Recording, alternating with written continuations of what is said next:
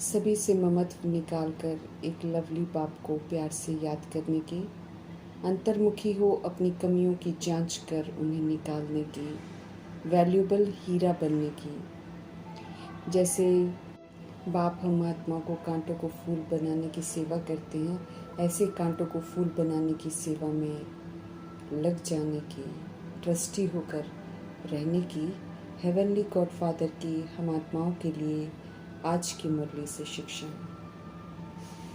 ब्राह्मण जीवन अति श्रेष्ठ जीवन एक निराकार परमपिता परमात्मा की देन है। एक परमपिता परमात्मा दूसरा न कोई का व्रत रख उन्हीं का होकर रहना है, उन्हीं की श्रेष्ठ मत पर चलना है कि दृढ़ प्रतिज्ञा करनी है, उन्हीं को कंपेनियन तो उन्हीं की कंपनी में रहना है। एक व्रता का पाठ पक्का करने वाले और निभाने वालों में रूहानी रॉयल्टी आ जाती है। रूहानी रॉयल्टी में रहने वाले ही फिर संपूर्ण पवित्र भव का वरदान प्राप्त करते हैं। ब्राह्मण जीवन में ही पवित्रता के सागर परमपिता परमात्मा का संग मिलता है। उनके संग में रहकर प्योरिटी की रॉयल्टी को धारण करने की समझ मिलती है। जो इस प्योरिटी की रॉयल्टी को अभी संगम युगी ब्राह्मण जीवन में धारण कर लेते हैं, वो सारे कल्प में धारण की हुई रूहानी रॉयल्टी अविनाशी चलती रहती है। जो भी श्रीमत प्रमाण करते हैं वो अविनाशी बन जाता है। प्रभु की उस पर स्टैंप लग जाती है। प्रभु के संग रहने से, उनकी श्रीमत पर चलने से प्राप्त की हुई रूहानी रॉयल्टी और प्योरिटी की चमक परमधाम में सभी आत्माओं में श्रेष्ठ है, अलग से चमकती है। आत्माएं और प्रभु के समीप स्थान प्राप्त करती हैं। आदि काल में जब ऐसी आत्माएं देवतर स्वरूप में होती हैं, तब भी उनकी पर्सनालिटी, व्यक्तित्व जो होता है कितना विशेष रहता है, आकर्षित करता है। मध्यकाल में विशेष पर्सनालिटी को सुंदर जड़ चित्र के रूप में बनाते हैं, जिसकी फिर विधि पूर्वक पूजा होती है। संगम युग में ब्राह्मण जीवन का आधार ही है प्योरिटी की रॉयल्टी का। पवित्रता के सागर की याद में रहकर उनकी श्रीमत पर चलकर प्योरिटी की रॉयल्टी आती है। जरा भी दैहिक भान या दैहिक कमी कमजोरियां नहीं होती हैं। जब तक ब्राह्मण जीवन है, सत्य परमात्मा का साथ है। जब तक ब्राह्मण जीवन में जीना है, उन्हीं के साथ जीना है। व्रत लेना है कि संपूर्ण पवित्र रहना ही है। सत्य परमात्मा को कंपेनियन बनाना है और उन्हीं की कंपनी में रहना है। संपूर्ण पवित्र भव का वरदान प्राप्त करना है। आत्मा हूँ, परमात्मा की संतान हूँ कि भान से सदा मुझे रहना है और पाठ बजाना है। उन्हीं के संग रहकर उन्हीं की श्रीमत प्रमाण सोचना है, बोलना है, कर्म करना है। दैहिक भान जो पहले था, वो अब हमारे में बिल्कुल नहीं होना चाहिए। एक रूह को देखेगी, रूह की विशेषताओं को ही देखेगी और फिर उसी का वर्णन करेगी। रूह के साथ सत्यता और दिव्यता का व्यवहार करेगी। जब हम इस विधि से चलते हैं तो रूहानी रॉयल्टी आ जाती है। देह भान में जो तुच्छ कर्म करते थे, वो कर्म रूहानी रॉयल्टी की शान का नहीं होता। इस बात का विशेष ध्यान रखते हैं जो आत्माएं एक व्रता होती हैं। सृष्टि रूपी ड्रामा के चक्र में आकर एक दूसरे के बंधन में बंधकर देभान दे अभिमान में आकर एक दूसरे को गिराने में, दुख की लेन देन करने में हम निमित्त बन जाते हैं। फिर पुनर्जन्म में आते पुराना भूल जाते हैं, नए चोले में एक दूसरे से मिलते हैं तो बाहरी रूप से भूल जाते हैं। लेकिन आत्मा पुराने हिसाब किताब तहत टकराव में आती रहती है, नाखुश होती रहती है, शिकवे शिकायत करती रहती है, गाली देना, फील करना, इस तरह की हरकतें होती रहती हैं। ड्रामा के राज को जानने वाले नफरत झगड़ों को मिटाने आए हैं। इसलिए सभी को निर्दोष दृष्टि से देखते हुए परमपिता परमात्मा हमें भी सिखाते हैं कि निर्दोष दृष्टि से सभी को देखते हुए सहनशीलता के देव और देवी बनो। किसी की भी गालियों को, दुर्व्यवहार को बुरा मत मानो। सहन करने से पुराना हिसाब किताब सेटल हो जाएगा। सहनशीलता में गाली देने वाली आत्मा का गाली देने की बुरी आदत से भी वो आत्मा अपने आप को मुक्त कर लेगी। और वे भी सहनशीलता को फिर नमन करेंगे, रिगार्ड देंगे।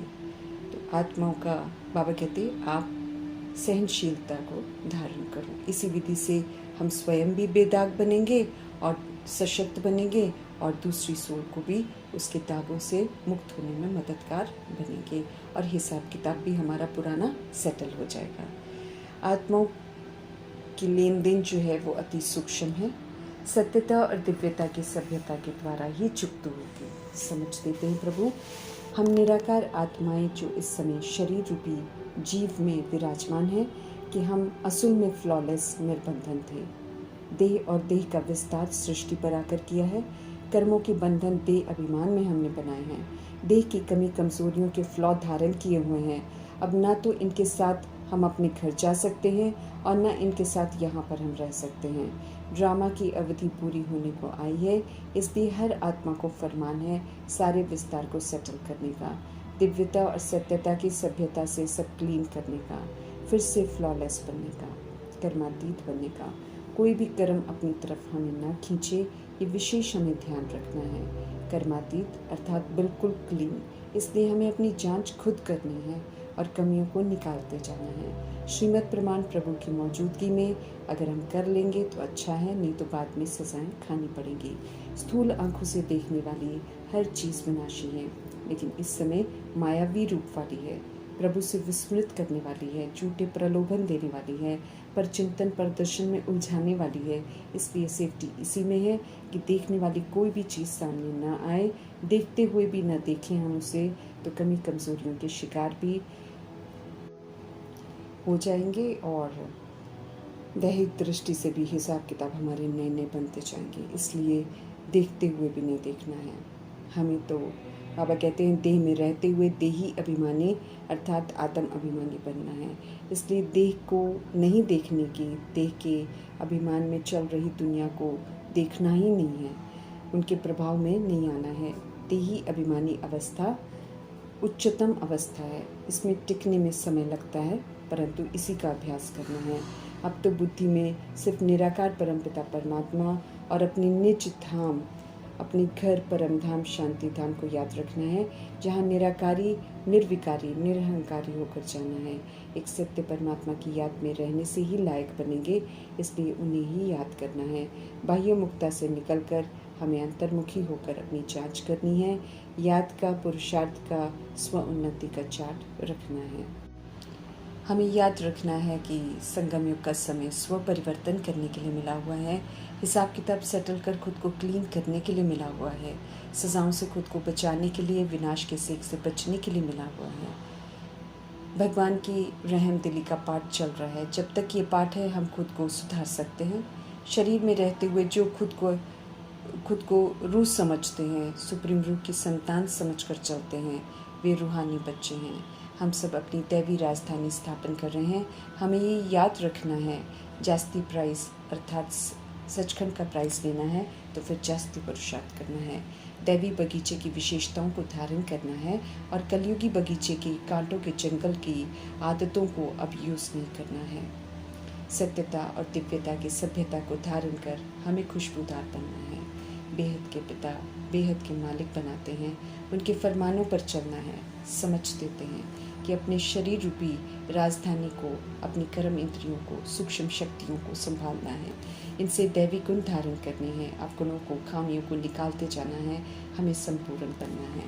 खामियों के कारण देह अभिमान को स्वदर्शन चक्रधारी बन खत्म कर निवारण करना है। समझ देते हैं प्रभु कि ये जो देह अभिमान है और खामियां हैं, ये बहुत हैरान करती हैं, ये अवस्था को आगे बढ़ने नहीं देती हैं, इसलिए पूरी रीति पुरुषार्थ करना है इसको ख़त्म करने का। मीठे परमात्मा कहते हैं देह भान, देह अभिमान से मुक्त करो अपने आप को। समझ देते हैं कि देह भी यहाँ ही छोड़कर जानी है, दैवी गुण भी यहाँ धारण करने हैं, बेदाग हीरा बनना है।